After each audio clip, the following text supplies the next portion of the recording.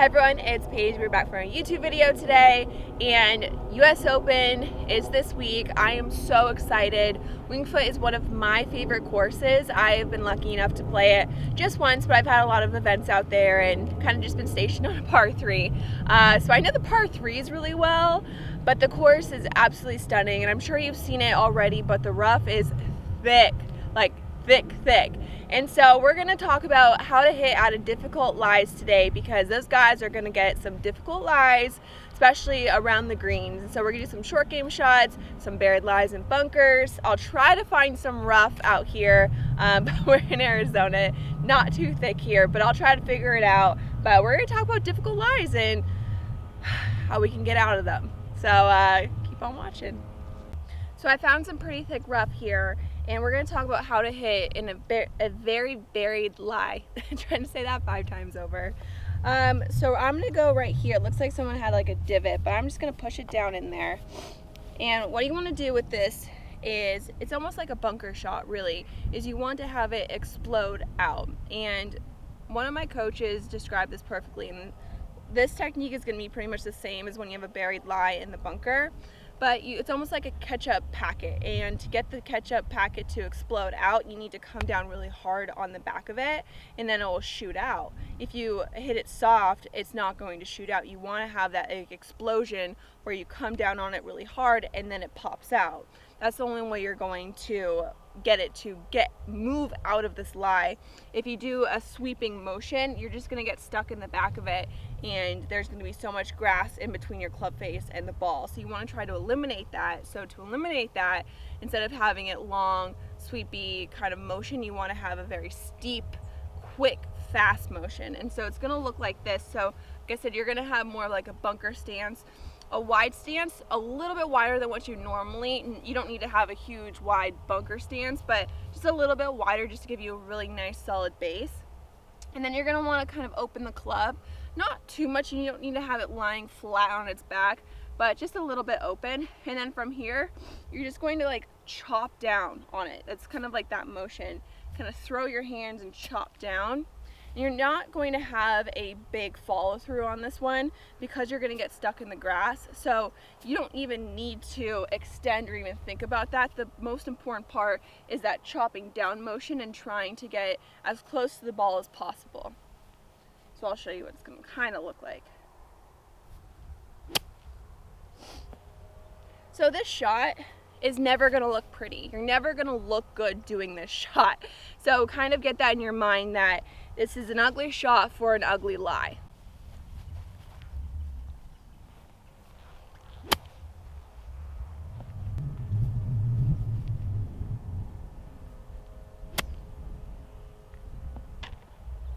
I always hold that one out.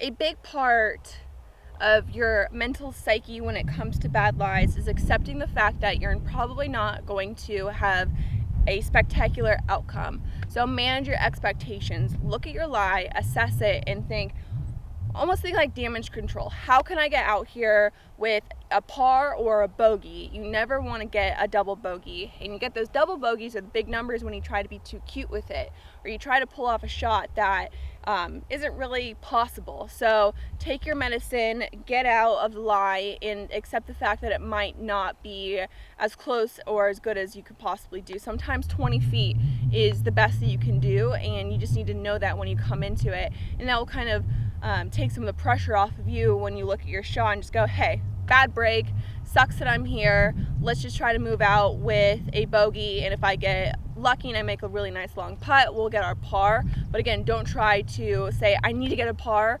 and then compound your problems and then make a double, triple, or even a higher number because you're doing something stupid. So the next difficult lie is one that you might not think is very difficult, but a lot of people actually really struggle with this. It's when you have a ball sitting up in the rough, and at first glance you're like, wow, this is great, I have a perfect lie, I'm gonna hit a great shot, I really lucked out. But the problem is that people tend to come right underneath it and then just plop it up, and it goes literally nowhere.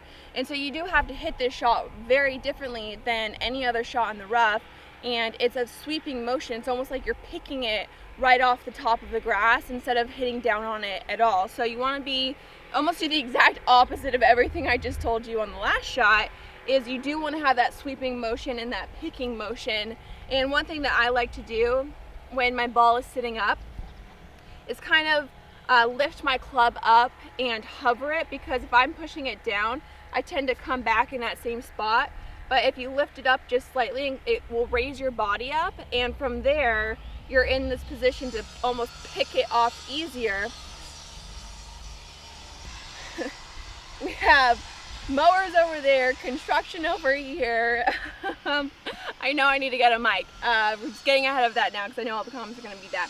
So again, just kind of lift up, hover it, and lift your body up with it. When you kind of, if you see my body motion, kind of lift up with it. And from there, you just do like a normal basic chip shot, have your club a little open, more of a narrow stance, and just pick it. Really try to pick it. If you go down on it, like I said, you're gonna hit it high on the club face, and then it's gonna go nowhere.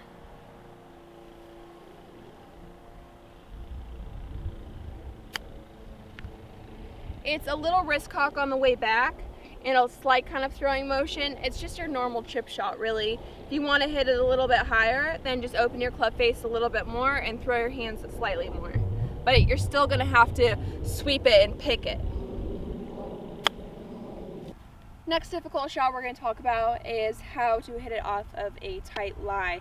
A lot of people have a lot of anxiety when it comes to having a tight lie, especially for chip shots, shots you need to kind of get up and high. It's easier when you need to just hit like a nice bump and run, because you can take like an 8-iron or a 7-iron and you just kind of brush it. It's almost like a chip putt, and you don't have to worry about the bounce or kind of digging into it when you have a wedge. And so we're going to talk about that shot where you need to hit just a little bit higher off of a tight lie.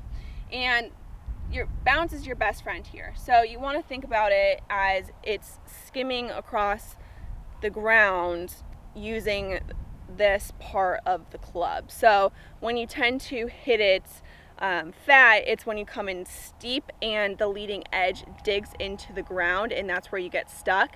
And then when you hit it, that blade shot, it's when you kind of hit it right here on the club and you kind of skip through it.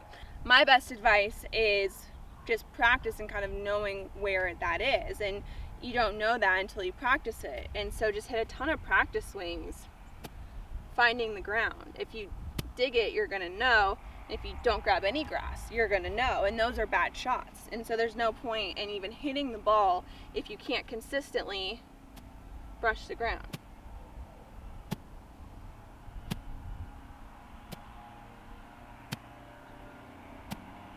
So every single one of those was perfect. And it's a lot harder than it actually looks.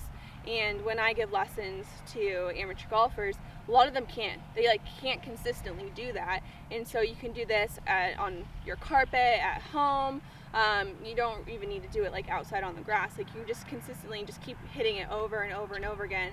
You're gonna know what your club is doing when it hits the ground, and how it's bottoming out, and how your body needs to work. You're gonna figure it out. So it's almost like a basic chipping technique that I've showed you plenty of times before. You're going to have just a little bit more of an open club face. If you have it square, you're more apt to use the leading edge to come straight into the ball, and that's when you're going to chunk it. So I'll kind of just show you what that's going to look like. See how it just looked like I jabbed at it and I just stopped at the ball and I didn't have any confidence through it. My leading edge just got stuck in the grass, and that's what's going to happen if you have a square club face, or if you even try to shut it. So have the club face open. Then you're going to have a narrow stance, and you're going to want to choke down on it. You don't have to, but I think it's really going to help your club control. But having an open club, and it doesn't need to be, like I said, doesn't need to be on your back, but just slightly open is really going to help you coming through and using that bounce. Then from here, you don't have to do too much with it. It's pretty simple and easy. I'm more kind of using my body to come through it. You can throw your hands at it, but I would say that's more of an advanced technique, and that takes a lot of time and practice, because you do have to know what your hands are doing, and you have to bottom out at the perfect time. So that's a little bit harder to do, and I don't think that's really necessary, because no one is playing on US Open type conditions where you need to clip it and spin it really all that fast. You don't have to do that. So just take a little bit more of a lofted club if you do need to spin it. have the club face open, slight wrist cock, a little bit of a throw, but it's more your body movement taking the hands through it.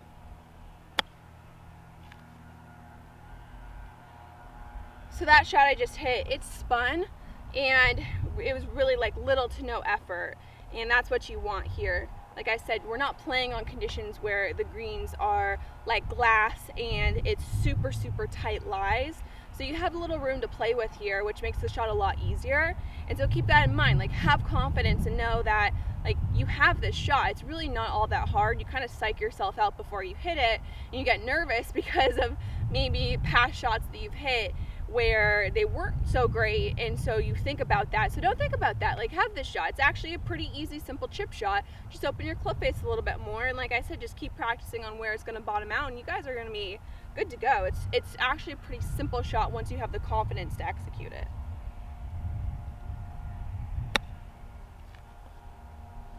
Easy as that. We're quickly going to talk about uphill and downhill lies when it comes to chipping. And it's really simple. You don't really have to change your technique all too much. It's really just your body position and your setup. And so this can be a very difficult, well, I mean, it's probably never going to end up here, but we'll just go through it anyways. When you have a downhill lie, you want to set your body to the slope. And from there, you're gonna wanna have a wide stance. That way you can get really low and move your body the way that the slope is moving. If you're here, it's really hard to set your body because you're gonna fall forward. So the wider the stance, the better here. You're gonna wanna set your body to the slope. So once you're set up and the weight is all on your front foot, I mean, I can literally like pick my back foot up, never have it on the back, because if you're here and your weight is on your back foot, you're gonna bottom out back here. If your weight's already forward, you don't even have to think of anything differently.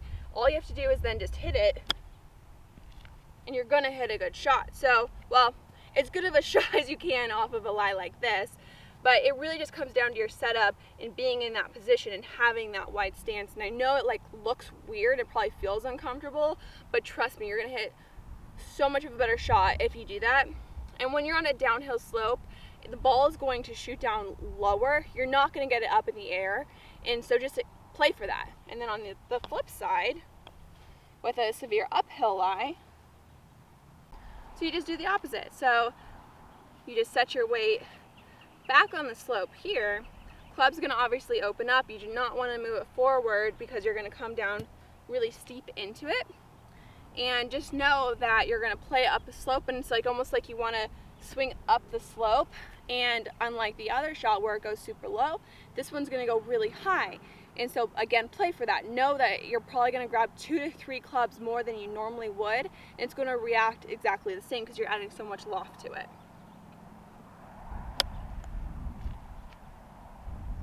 And it's okay to be on the back foot here. Again, you don't want to lean forward, you just want to swing along the slope line.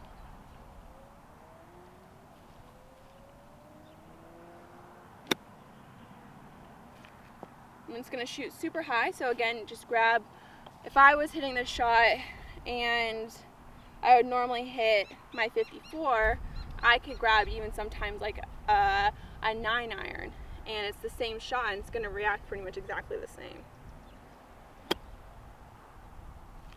And that's how you hit off of an uphill and downhill slope.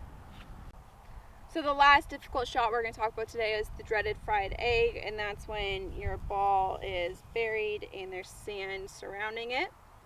And so this technique is going to be very similar to the very first shot that I showed you, where you have a buried lie in the rough. And it's the same thing where you need to come down hard for it to shoot out. And so to do that, you're going to want to shut your club down, put the ball back in your stance, and like tomahawk it pretty much. Like it's not graceful, this is not going to be pretty, you are just hacking at it to get it out, and it's as simple as that.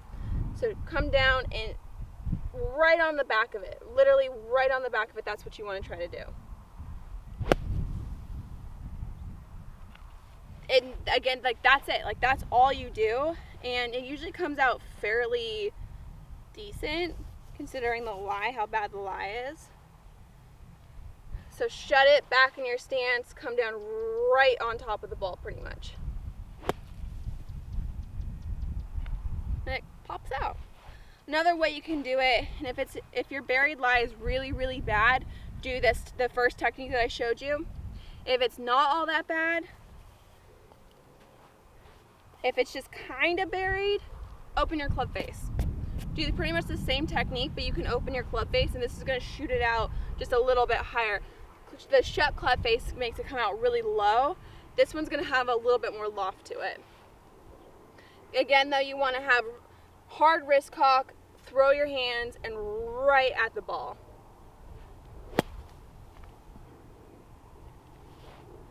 So those are the two ways that you can hit a fried egg or a buried lie in the bunker. If it's really, really deep down in there, shut it, hack at it. If it's not as bad, you can open your club and do that technique. I almost never really do that. If it's buried, it's a bad lie regardless, and you're not really going to hit it all that close normally. So I just always try to shut the face and hack it out, because that way I almost like ensure that it will come out. Sometimes when you have it open, although you could probably hit a little bit of a better shot, it's not as consistent, and sometimes it doesn't always come out like as forcefully as you would want it to come out, and you can kind of get underneath it. So I always recommend just shutting it, hacking at it, get it out, get away with the least number of shots possible, and that's all you can do really when you kind of have a bad break in the bunker. So just take your medicine and get out and have a good attitude. I think that's the number one thing, is to laugh at the situation, not get too angry, because that will ruin the rest of your round. Just try to laugh it off, get through it, and move on. You definitely have to do that when the conditions are really hard, and that's why when Brooks Koepka says that during a major half the field is already out of it, it's because you have to have a positive mindset when you're playing in hard conditions, because you're going to get those bad lies, those difficult shots, and it's whoever can overcome it the best. And so having a really good attitude is going to help you so much during your round of golf, because you are going to have times when you're struggling, and you're going to have times when you have a bad lie, even if you maybe hit a good shot, and it's just it didn't turn out the way you expected it. So I think that's kind of good advice for everyone to take, is just to enjoy your round, laugh it off. There's nothing you can do about it, and the rest of your round is going to be significantly better if you do so. So like I said, the US Open is this week. I'm so excited. Leave a comment down below on who you think is going to win. I know a lot of people are saying DJ, Xander, JT, those are all pretty good bets, but I played Winged Foot before, and that's a very difficult golf course. It's going to be playing long, the rough is thick, so you need to drive it straight. It's a tough one, so I'm excited to see how those guys are going to play it. We know last time they had it, their scores were super high. So sometimes it's fun to see the pros struggle. So I hope you guys enjoyed today's video. Leave a comment down below on who you think is going to win. Don't forget to subscribe to my channel, and I will see you guys next Thursday.